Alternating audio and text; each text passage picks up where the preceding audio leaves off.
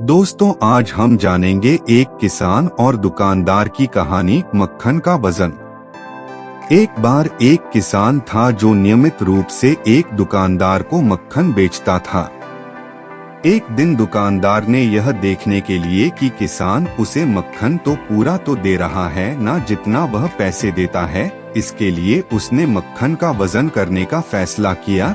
लेकिन यह क्या, मक्खन तौलने पर दुकानदार ने मक्खन का वजन कम पाया।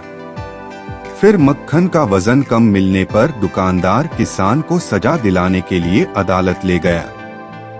फिर अदालत में न्यायाधीश ने किसान से पूछा कि आखिर वह मक्खन के जितने पैसे पाता है उससे कम क्यों देता है, क्या वह मक्खन का वजन सही तरीके से करता है कि नहीं।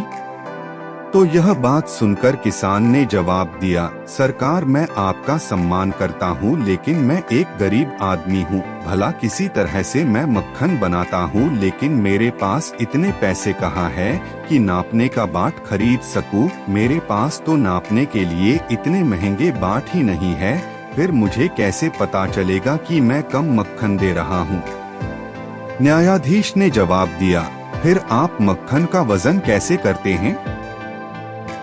इस पर किसान ने जवाब दिया, सरकार, मैंने इस दुकानदार के यहाँ से रोटी बनाने के लिए 1 किलो गेहूं खरीदे थे और उतने ही वजन का उनको मक्खन भी देना था, तो फिर मैं उतना ही गेहूं के बराबर मक्खन वजन करके इनको मक्खन देता हूँ, तो भला मक्खन कैसे कम हो सकता है।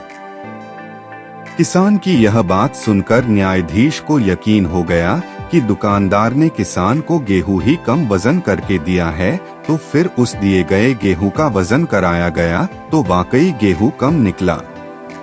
यह देखकर न्यायाधीश ने दुकानदार के ऊपर लोगों को ठगने का मुकदमा चला दिया और किसान को उसकी ईमानदारी के लिए इनाम दिया।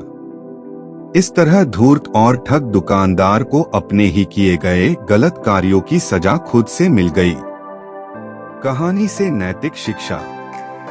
इस कहानी से यही शिक्षा मिलती है कि आप जैसा दूसरों के साथ करते हैं, ठीक वैसा ही आपके साथ होगा। इसलिए किसी की मजबूरी का फायदा उठाकर कभी भी किसी को ठगना नहीं चाहिए।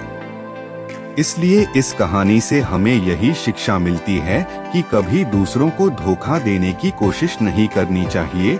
जो जैसा करेगा ठीक वैसा ही एक दिन भरना भी पड़ेगा।